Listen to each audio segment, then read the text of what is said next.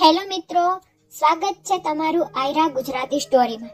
અને જો પહેલા તમે મારી ચેનલ સબસ્ક્રાઇબ ન કરી હોય તો કૃપા કરીને ચેનલને સબસ્ક્રાઇબ કરી લેજો. તો શરૂ કરીએ આજની સ્ટોરી. મારા ભાઈના લગ્નની રાત્રે મેં તેના રૂમમાં કેમેરા લગાવી દીધા હતા, જેથી હું મારી ભાભીની ફિલ્મ જોઈ શકું.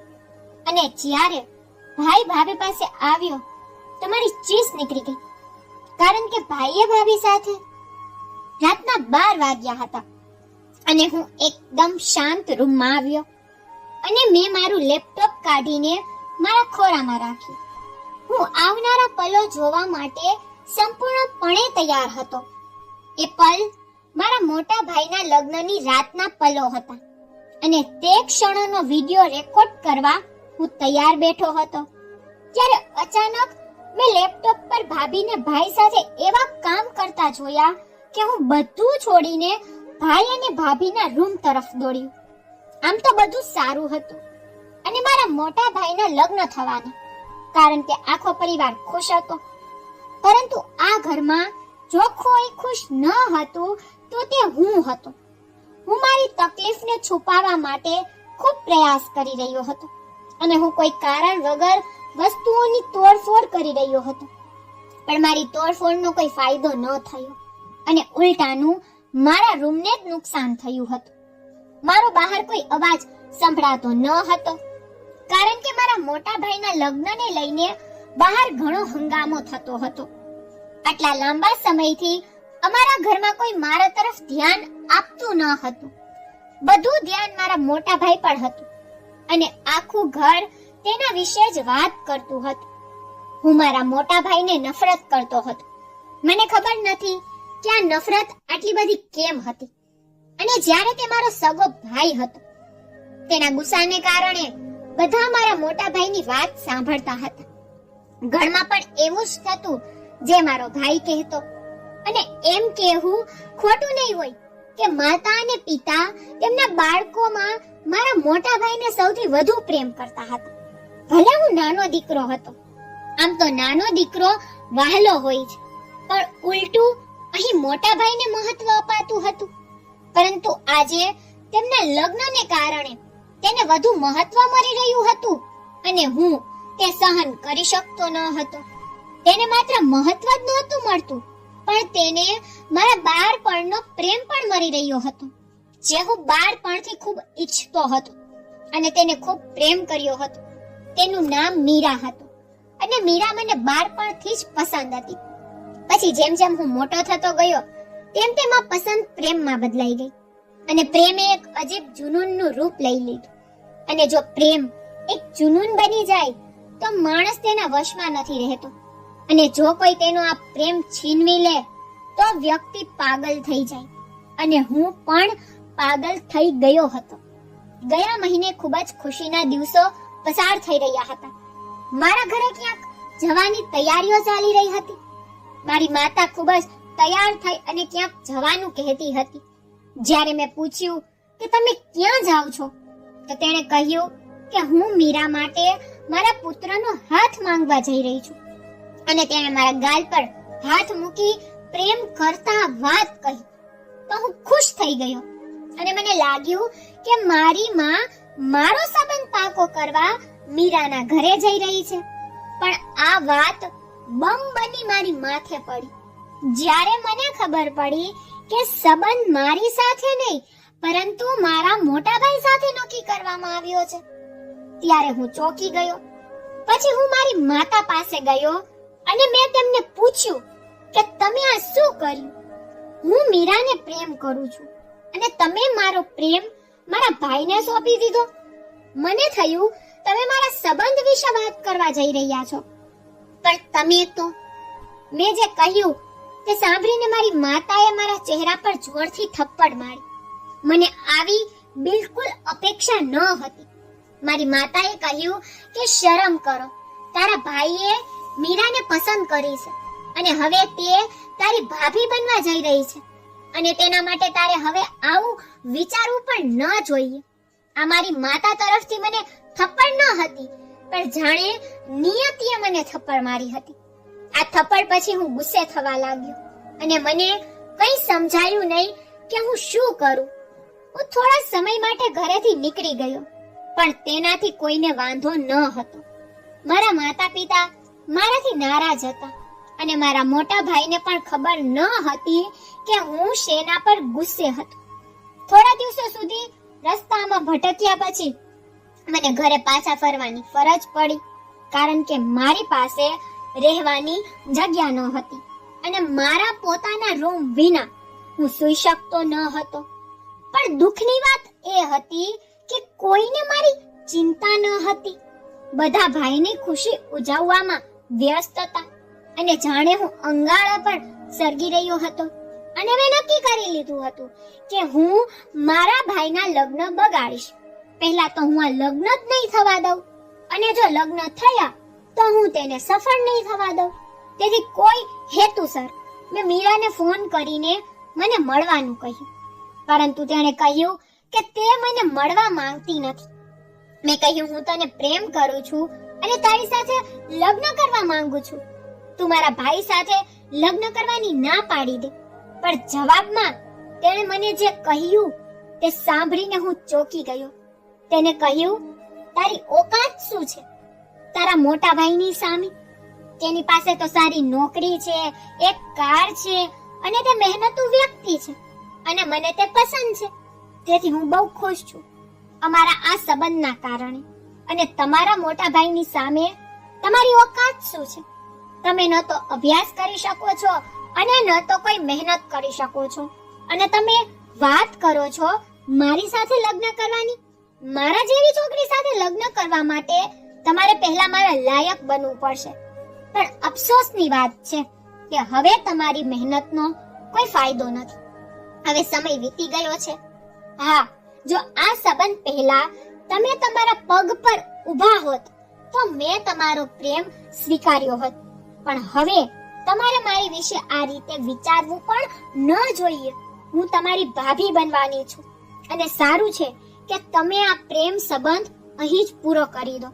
હું જે પહેલા સળગી રહ્યો હતો, પણ હવે મીરાના શબ્દોએ મને ઘાયલ કરી દીધો હતો અને હું સંપૂર્ણપણે ભાંગી પડ્યો હતો. જો તેને ના પાડવી હતી તો તે આમ પણ ના પાડી શકી હોત, પરંતુ તેને મારું અપમાન કર્યું. જો તેને મારું અપમાન કર્યા વિના ના પાડી હોત તો હું માની ગયો હોત, પરંતુ તેને જે શબ્દોમાં મને મનાઈ કરી હતી તે હું ભૂલી શકતો ન હતો. અને મારી હાલત એવી હતી કે કાપું તો પણ લોહી ન નીકળે. પછી તે દિવસ પણ આવ્યો અને મારા ભાઈના મીરા સાથે લગ્ન પણ થયા અને બીજા દિવસે તેની વિદાય હતી અને હું મારા રૂમમાં ફરતો હતો. પછી મને એક પ્લાન સૂઝ્યો. હું જેટલી મુશ્કેલીનો સામનો કરી રહ્યો હતો, હું તેના કરતા મારા ભાઈ, મીરા અને પરિવારના તમામ સભ્યોને વધુ તકલીફ આપવા માંગતો હતો. તેથી હું ચૂપચાપ બેસી રહેવાનો તો ન જ હતો. હું તરત જ બજારમાં ગયો અને એક કેમેરો લાવ્યો. લગ્નનો દિવસ હતો, તેથી પરિવારના બધા સભ્યો લગ્નમાં ગયા હતા.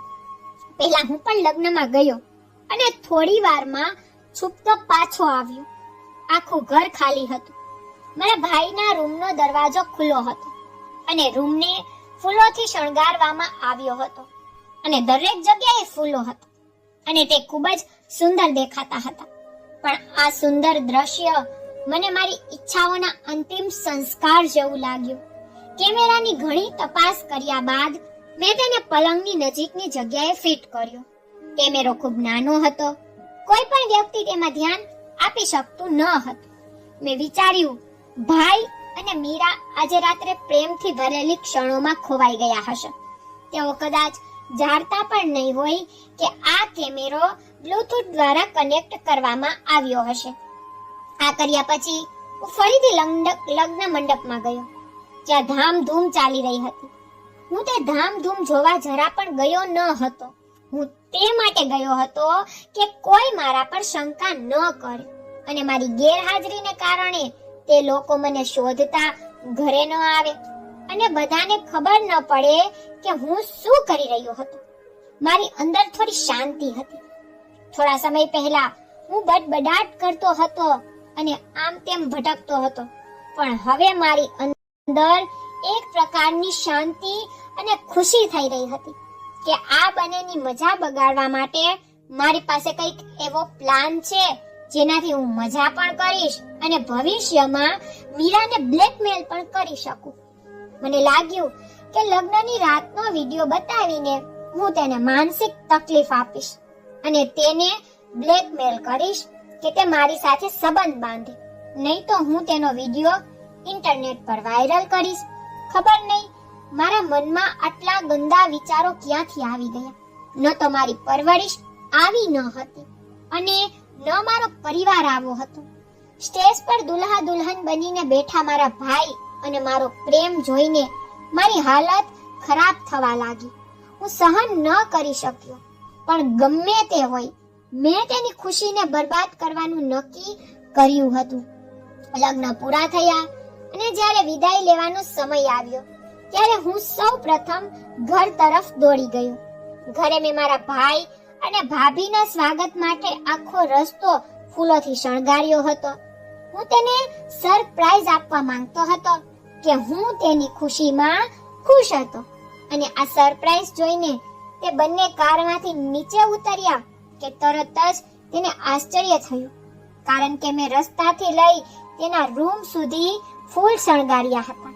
મેં તેમને કહ્યું કે હું તેમની ખુશીમાં ખુશ છું અને મેં મારું હૃદય સાફ કર્યું છે. મારી વાત સાંભળીને બંને હસ્યા અને મારા ભાઈએ પ્રેમથી મારા માથાને સ્પર્શ કર્યો. પછી તે બંને ધીમે ધીમે ઘરમાં આવ્યા. નાની વિધિઓ પછી મારી બહેનો મીરાને તેના રૂમમાં લઈ ગઈ. હું પણ ઝડપથી મારા રૂમમાં ગયો અને લાઈટ બંધ કરી અને રૂમનો દરવાજો બંધ કરી દીધો અને લેપટોપ ચાલુ કર્યું જ્યાં હું તેમના લગ્નની રાત જોઈ શકું. મેં જોયું કે તે રૂમમાં એકલી બેઠી હતી અને હસતી હતી. તે સુંદર દેખાતી હતી અને હું તેના રૂપમાં ખોવાઈ ગયો અને મારા ભાઈની ઈર્ષા કરવા લાગ્યો. ઈર્ષાની પણ એવી જ હાલત છે કે જે ચીજ બીજાની પાસે છે તે આપણને મળે અને આપણને ન મળે તો સામેની વ્યક્તિ પાસે પણ તે ન હોય. ઈર્ષ્યામાં મારી હાલત પણ એવી જ હતી. મીરા મને તો મળી ન હતી, પણ તેની ખુશી બરબાદ કરવાનો મારી પાસે સારો મોકો હતો. થોડી વાર પછી મેં જોયું કે અચાનક મીરા ઊભી થઈ ગઈ. મને ચિંતા હતી કે તેને મારા કેમેરા વિશે ખબર ન પડી ગઈ હોય. પછી મેં જોયું કે તે સામે ટેબલ પર ગઈ જ્યાં જગ રાખવામાં આવ્યો હતો. તેને ત્યાં જઈ અને પાણી પીવાનું શરૂ કર્યું. ત્યારે મને થોડી રાહત થઈ કે તે પાણી પીવા ઉઠી હતી.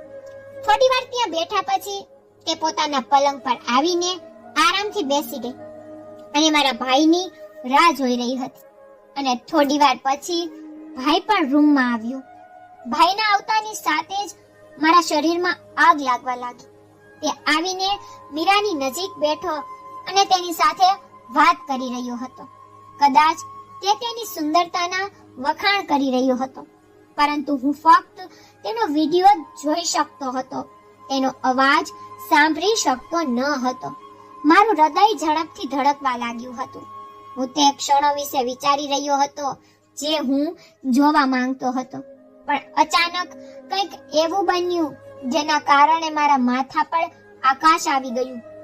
હું દોડીને ભાઈ અને ભાભીના રૂમ તરફ ગયો અને જોર જોરથી તેમનો દરવાજો ખટખટાવા લાગ્યો. માતા પૂછવા લાગી કે કેમ તું તેને પરેશાન કરેલ છે. મેં કહ્યું, તે છોકરી ભાઈને મારવા લાગી છે, તમે ઝડપથી દરવાજો ખોલો. મારી માતાએ કહ્યું, તું કેવી વાહિયાત વાતો કરે છે. આજે તેમના લગ્નની પહેલી રાત છે અને તેઓ ખુશ છે અને તું કારણ વગર તેમની ખુશી બગાડવા માટે આવું વર્તન કરી રહ્યો છો. હું જાણું છું કે તું મીરાને પસંદ કરતો હતો, પણ હવે મીરા તારી ભાભી છે. તું મને બધાની સામે કેમ શરમાવે છે. અત્યારે મહેમાન ઘરે છે. મેં કહ્યું, અત્યારે વાતોનો સમય નથી. જો તમારે ભાઈનો જીવ બચાવવો હોય તો તમારે ગમે તે કિંમતે દરવાજો ખોલવો પડશે. જ્યારે મારી માતા મારી વાત માનતી ન હતી ત્યારે મેં મારી નાની બહેનને કહ્યું કે ઝડપથી ચાવી લઈ આવ. પણ મારી બહેન મને દરવાજો ખોલતા રોકવાનો પ્રયત્ન કર્યો.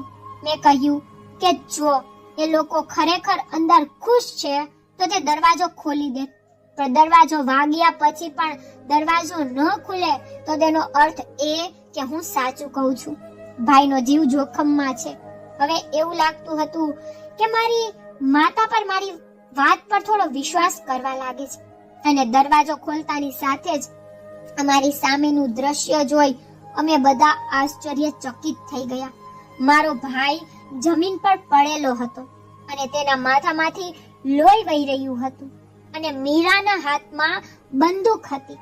પણ તેણે મારા ભાઈને ગોળી મારી ન હતી, પરંતુ આ જ બંદૂક મારા ભાઈના માથા પર વાગી હતી, જેના કારણે તે બેભાન થઈ ગયો હતો અને થોડું લોહી વહી રહ્યું હતું. આ દ્રશ્ય જોયા પછી દરેક લોકો ચિંતિત થઈ ગયા અને ભાઈને હોસ્પિટલ લઈ જવા લાગ્યા. પરંતુ મારા પિતાએ ઘરે ડોક્ટરને બોલાવવાનું નક્કી કર્યું, નહીં તો અમારી બહુ બદનામી થવાની હતી. થોડી વાર પછી ડોક્ટર આવ્યા અને જોયું અને કહ્યું કે મારો ભાઈ ઠીક છે. મીરા સિવાય બધા તેને ભાનમાં લાવવાનો પ્રયાસ કરી રહ્યા હતા. બધા મારા ભાઈનો જીવ બચાવવામાં વ્યસ્ત હતા. મારા ભાઈની તબિયત સ્થિર ન હતી, એટલે મારી માં મીરા તરફ ગઈ અને કહ્યું, તારી હિંમત કેવી રીતે થઈ મારા દીકરા સાથે આ બધું કર્યું? પછી મારી માતાએ કહ્યું કે હું ખૂબ જ ઈચ્છાથી તને મારા પુત્ર માટે વહુ બનાવી લાવી છું, પણ તે તો લગ્નની પહેલી રાત્રે મારા પુત્રની હાલત ખરાબ કરી દીધી અને તેનો જીવ લેવાનો પ્રયાસ કર્યો. હું તને પોલીસને હવાલે પણ કરી શકું છું. જો મને મારા પરિવારના સન્માનની ચિંતા ન હોત તો. મીરા તો માથું નમાવીને મારી માતાની વાત સાંભળી રહી હતી.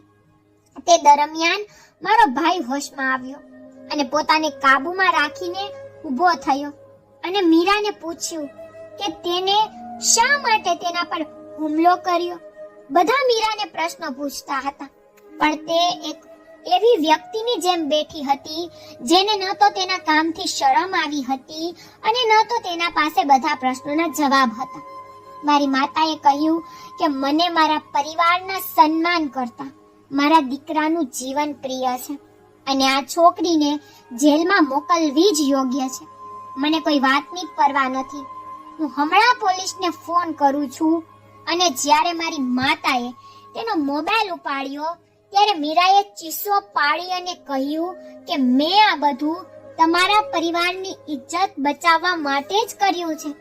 જો મેં આ બધું ન કર્યું હોત તો આજે તમે તમારું મોઢું કોઈને બતાવી શક્યા ન હોત. તમે અને તમારો પરિવાર તમારી ઇજ્જત પણ ન બચાવી શકત.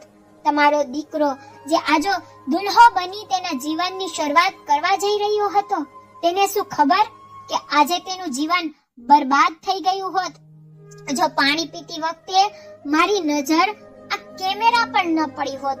આટલું કહી મીરા ઊભી થઈ અને મેં જ્યાં કેમેરો ફિટ કર્યો તેણે ત્યાંથી કેમેરો કાઢ્યો અને બધાની સામે ફેંકી દીધો. ઘરના બધા કેમેરા જોઈને આશ્ચર્ય પામ્યા અને કોઈના મોંમાંથી અવાજ ન આવ્યો, કારણ કે કોણ આવું કરી શકે.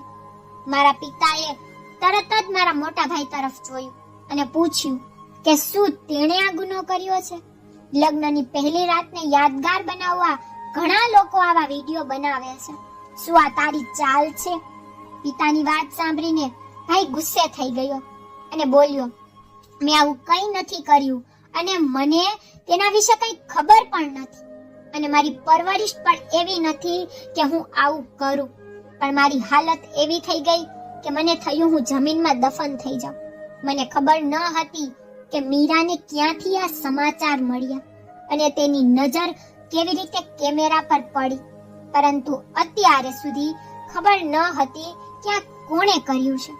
મારું નામ હજી આવ્યું ન હતું, પણ બીજી જ ક્ષણે મીરાએ ચીસો પાડીને મારી તરફ આંગળી ચીંધી અને મારું નામ લેતા કહ્યું, આ તમારો બદતમીઝ છોકરો આ તે વ્યક્તિનું કામ છે.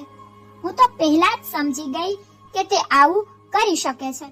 તે અમારા રૂમમાં અમારા જીવનની સુંદર ક્ષણો જોવા માંગતો હતો, કારણ કે લગ્ન મંડપમાં મેં નોંધ્યું હતું કે તે થોડા સમય માટે ગાયબ થઈ ગયો અને લાંબા સમય સુધી આવું કોઈએ નોંધ્યું ન હતું, પણ મેં આ નોંધ્યું હતું અને હું સમજી ગઈ કે તે પોતાનું આ ખરાબ કામ કરવા ઘરે આવ્યો હતો. હું ખૂબ ડરી ગયો હતો, પણ મેં મીરા પર ગુસ્સો કરતા કહ્યું કે તમે મારા પર ખોટો આરોપ લગાવી રહ્યા છો. તમારી પાસે શું સાબિતી છે કે મેં આ કર્યું? મારી વાત પર મીરાએ કહ્યું કે તમે બધા મારી સાથે તેના રૂમમાં ચાલો, તેથી દૂધનું દૂધ અને પાણીનું પાણી થઈ જશે.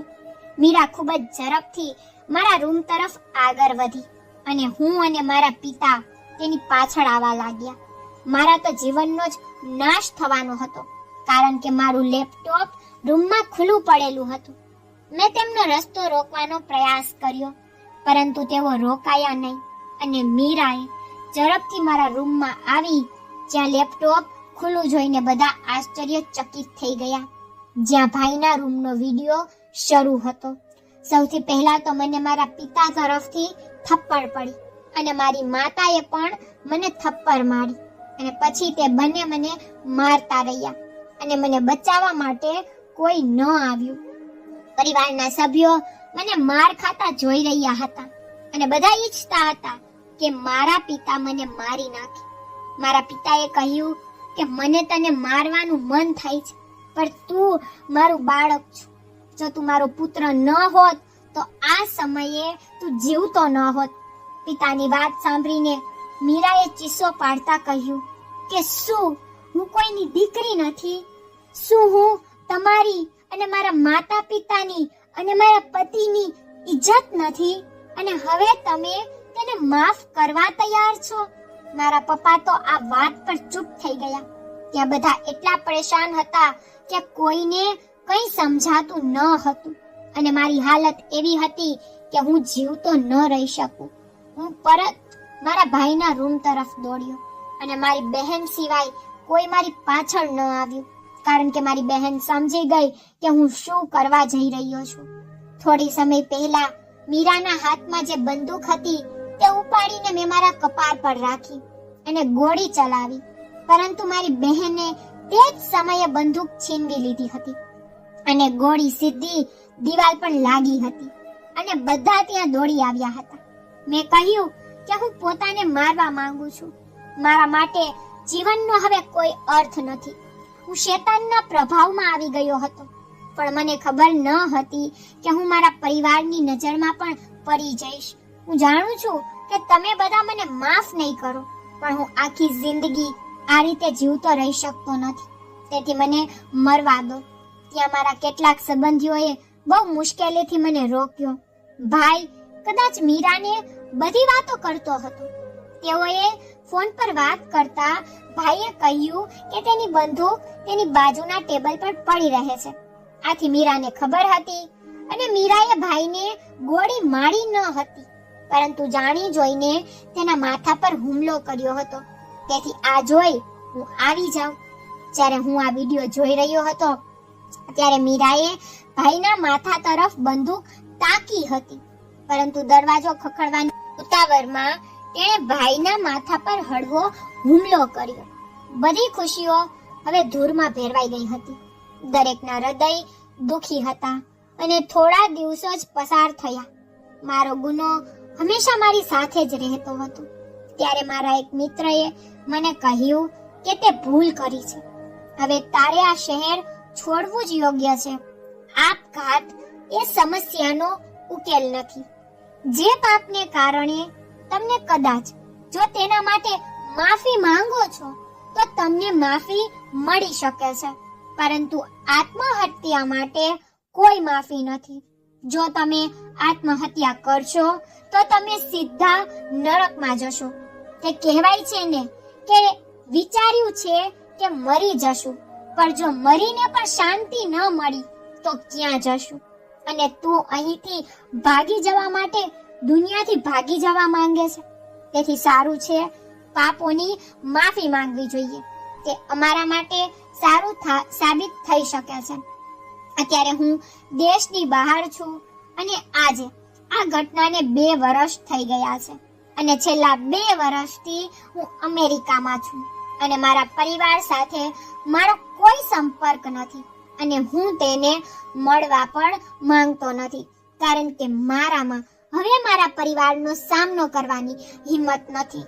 તમને જો મારી સ્ટોરી પસંદ આવી હોય તો લાઈક શેર સબસ્ક્રાઇબ જરૂરથી કરજો અને તમને મારી સ્ટોરી કેવી લાગે છે તે મને કમેન્ટમાં જરૂરથી કહેજો. કમેન્ટ કરવાનું ભૂલતા નહીં. Thank you.